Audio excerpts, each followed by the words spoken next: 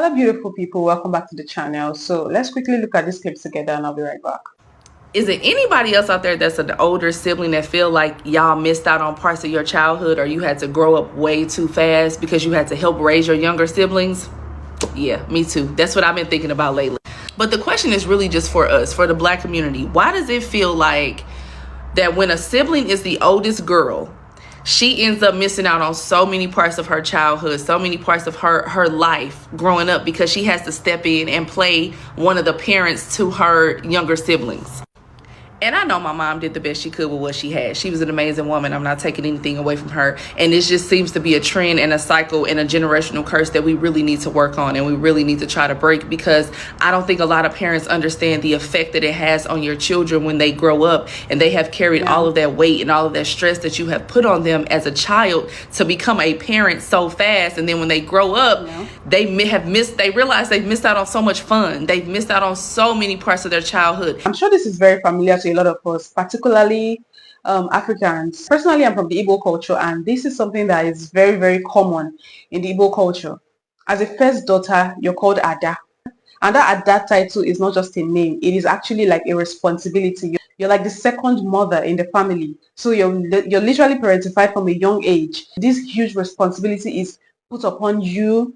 You're supposed to look out for your siblings. You're supposed to not make mistakes. You're supposed to cater to them. You're supposed to literally do anything that your parents are not able to do for your siblings. You're going to be everybody's second-hand man in the house. And a lot of parents do not seem to understand the implication of this in the long run, in the future, on those daughters that they parentified from a young age. Most of them have had to be responsible from a young age. They were robbed of their childhood. So when they grow up, they want their childhood back. They want to relive that childhood that they were robbed of.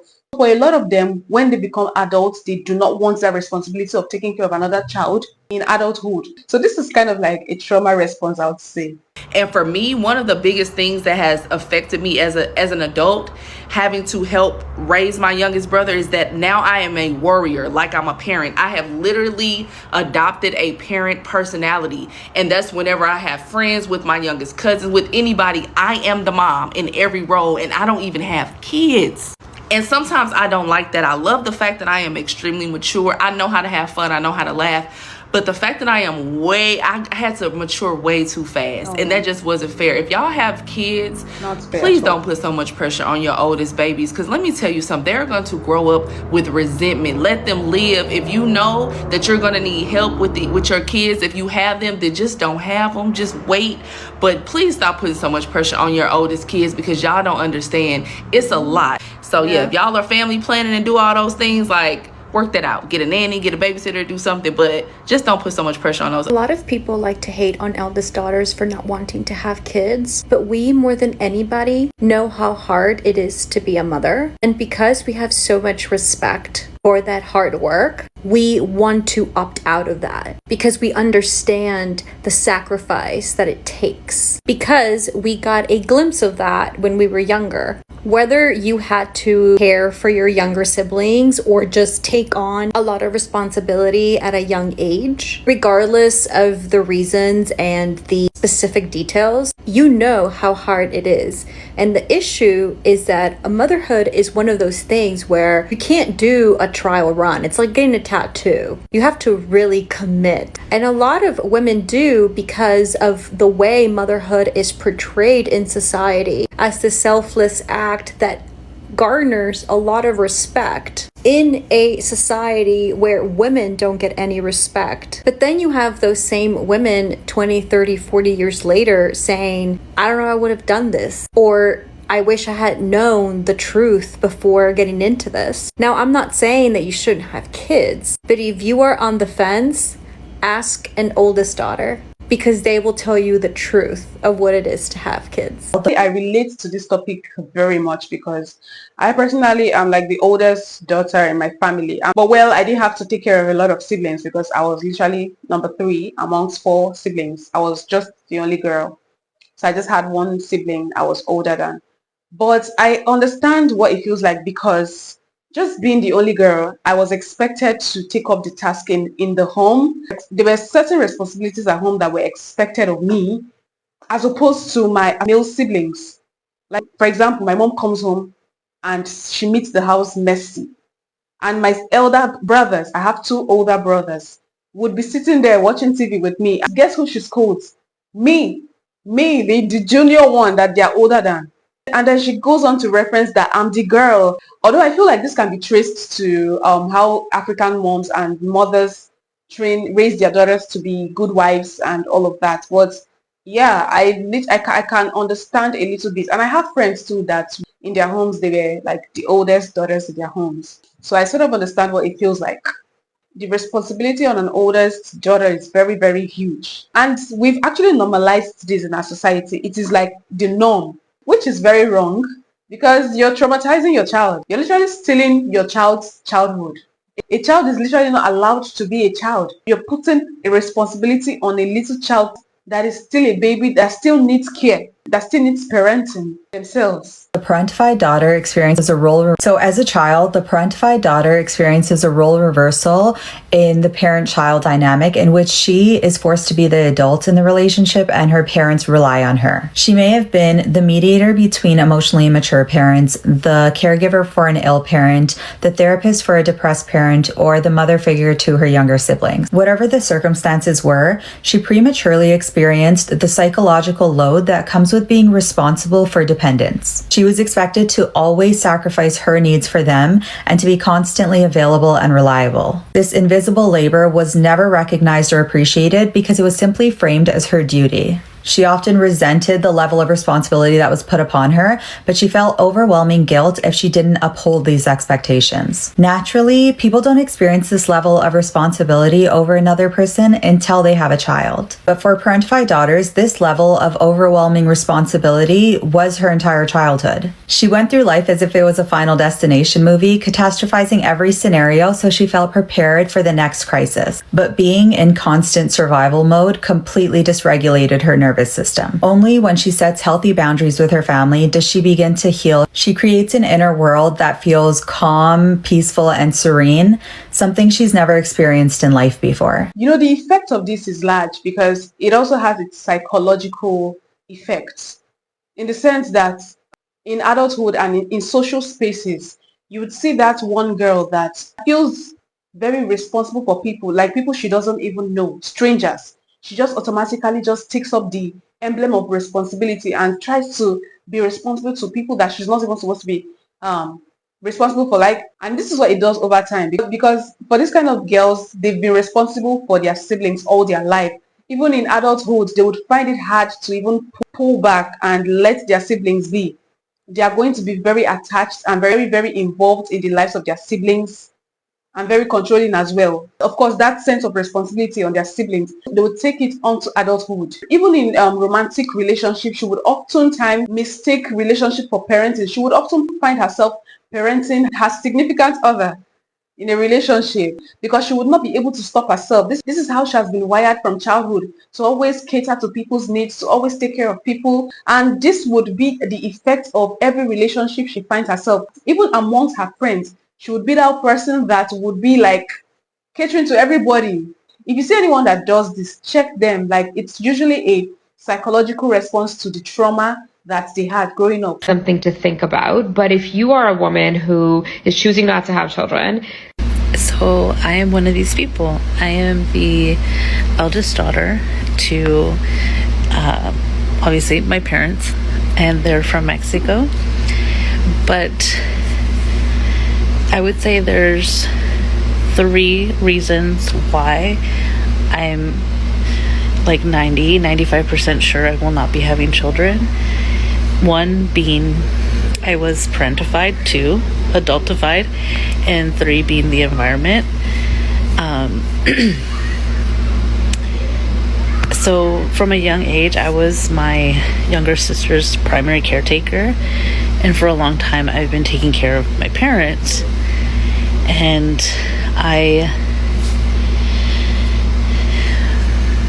have helped raise a lot of children in my life, and I've gotten to the point where I'm done taking care of other people, like not just the other children in my life, but of other people.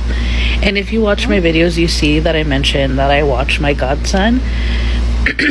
And that's because like that's my choice as his godmother and like the type of godmother I want to be. And I'm not hesitant or resentful that I have to watch him, not at all. But like me understanding that relationship and knowing the type of godparent I want to be, I know the type of parent I would want to be. And in that aspect, I know I don't want to give up the rest of my life for a child. And a lot of people are going to say that's selfish, and it is selfish. Yeah. And to me it's justified because I've already given up enough of my life to take care of other people. And I feel like some people don't understand that you are that child's parent the rest of your life. It's not just until they're 18. It's not just until they're 21. No, it's the rest of your life, because until the moment that you die, will that child no longer have a parent. And their reason is very justified, I would say. Imagine being a parent all your life and then growing up, and the little time that you have to just enjoy your life, have your freedom, you're now obligated to birth your own children and start all over again.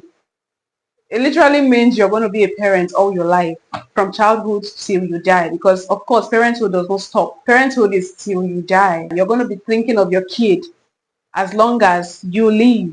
So yeah, that is a very true statement. So yeah, that's where I stand. And also, just I know 10 years from now, 15 years from now, I'm going to be having to be my parents' primary caretaker then too. And just that more responsibility, the idea of that, envisioning that life of being responsible for them, being responsible for a child, perhaps a teenager, I don't want to do that. And no and rest, the climate, like no rest at all. Every day we're seeing a natural disaster happen, or something wildly off the charts that hasn't been seen in years or has never happened. Tell me what your experience has been like, what making that decision has meant for you. Ooh, I've been waiting to talk about this subject. So I am the oldest daughter and the child of immigrant parents from the Philippines.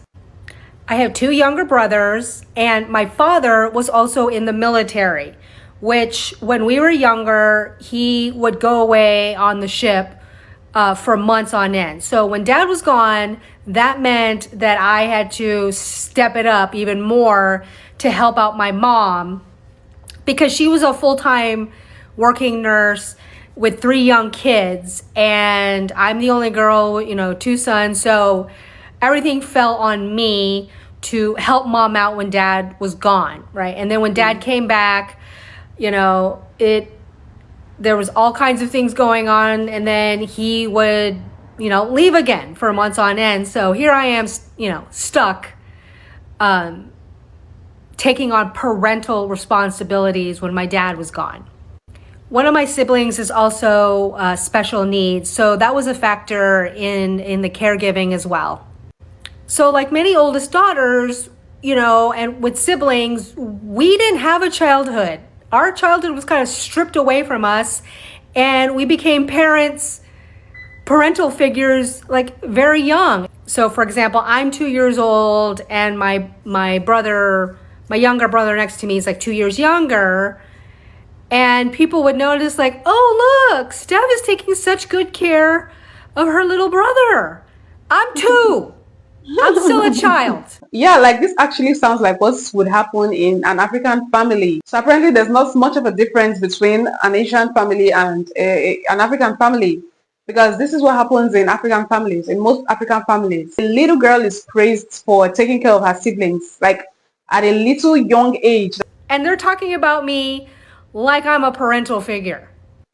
And in Asian families, it is not uncommon, in fact, I would say it's more the norm, that the oldest daughter automatically is assumed to take on responsibilities as the third parent or the second parent if one of the parents, is not in the family for some reason. But it's just kind of assumed that we not only will take on that responsibility, but that we're happy to do it. I mean, nobody actually asks us if we want to take on this responsibility. That responsibility is just heaped on top of us.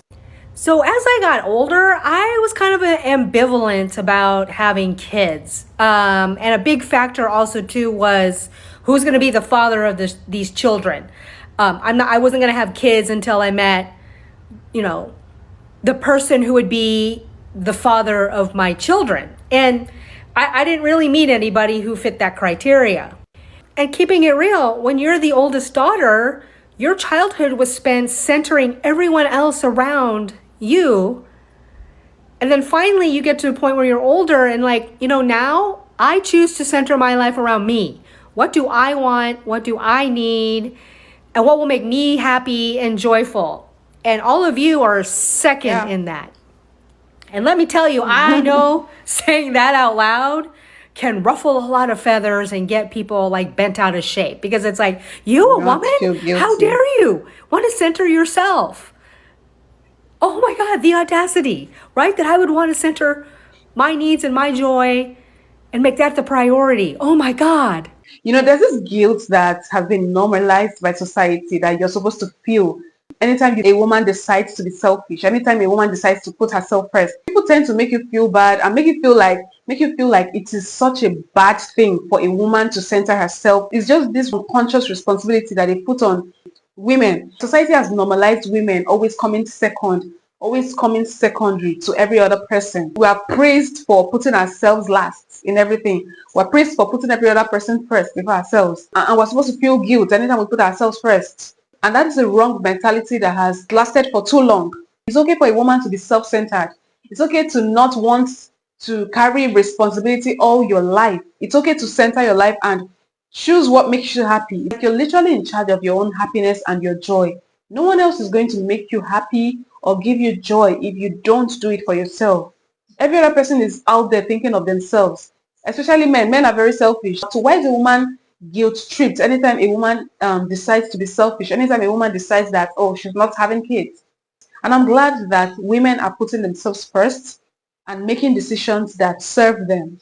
It is totally okay if you do not want to take up the burden of catering to another child. It is okay if you want to cater to your own self and yourself alone. It is okay if you do not want to have kids. Having kids is an option, and you can decide to have them or not. I'm an eldest daughter and I don't want to have kids because I feel like I've done it already. Like, I was there when my brother was born and I took care of him for quite a long time. And I love him so much, of course. And I'm not mad at my parents because I know that they did what they could at that time. But I feel like I'm done. I feel like I got the experience already. Why do I not want kids? Why don't I want to be a mother? Okay. Is it just the trauma? Or maybe I don't want to be responsible for someone. I don't want to be needed all the time. I don't want to send someone to school. I don't want to work very hard to pay for their school. I don't want to do their assignment. I don't want to be responsible to feed another person. I don't want to give birth. I don't want to put my body through that whole process because that's dangerous and people die from giving birth. What else don't I want to do? I want to be able to go on spontaneous trips. I don't have to think, oh no, who'll take care of my children? No, because I don't have any of that. So I can go whenever I want, literally just bringing myself and maybe my pets. And that kid is going to be with me for my whole life until I die. I don't want to be responsible for another person. So is it just trauma? Am I just not healed? Is that why I don't want kids? Is the goal of healing to want kids? That video really made me feel some type of way. If I had $1 for every time somebody asked me, so you don't want to have kids, I would be a millionaire. Because why is it so expected that the eldest, who looks like she has it all together, to be the one to have kids? We look like we have it all together. I mean, for the most part we do. It's because we did the work after being pretty much thrown a lot so early on in age and helping raise other kids. So no, I don't want to go from raising other kids to then not having like quality time with myself to figure out who I am to then bringing more kids in the world. That's how you repeat cycles. Like, no, I'm not doing all that. What I am going to do is use this money to get me exactly what I need out of life, which is a childhood, and take a trip or two and enjoy my peace and freedom. And every one of these ladies' feelings and opinions are totally valid. Personally, after uni and all the stress that I went through in school, like that was what kick-started my child-free journey, because I didn't want to take any life decision anymore that would stress me that much. I went through a lot of stress in uni, and I knew in my mind that embarking into motherhood, marriage was going to be a huge stress on its own, and like I wasn't ready for that. I wasn't ready for another stress. Let's just think about it holistically. Aside from the stress of life, everything that we have to deal with as human beings, we don't usually get the time to recuperate of recovering from all the stress that we've gone through. It's usually one thing to another, from one expectation to one expectation.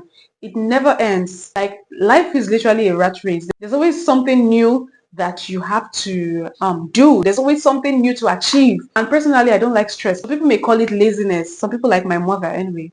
I don't mind being called lazy. I've never liked stress. Some people, they love stress. They love putting themselves through hard things. But I personally, I always look for the easiest way out in everything I do. It might be a flaw, but yeah, like that is how my brain functions.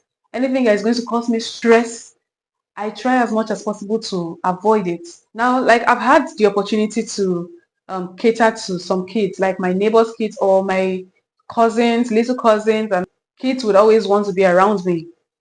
And I know how stressful it is to take care of a child. Well, the good part is that once you're tired, you can return the child to their owner, to the parents, and rest. Now imagine when it is your own child. There's no break and there's nowhere to like return this child to. You're literally going to be with this child whether you're tired. There's no break. You're not taking any break. Maybe the break you're going to get is when they're at school, or maybe a nanny. Imagine you being the sole guardian and the parent of a person. You're literally the owner. Like, this is your child. This is your responsibility. You cannot run away. You cannot take a break and say, oh, okay, I'm tired. Can somebody else take over? No, you're going to be responsible for this child every day of your life. Imagine that kind of responsibility for one person.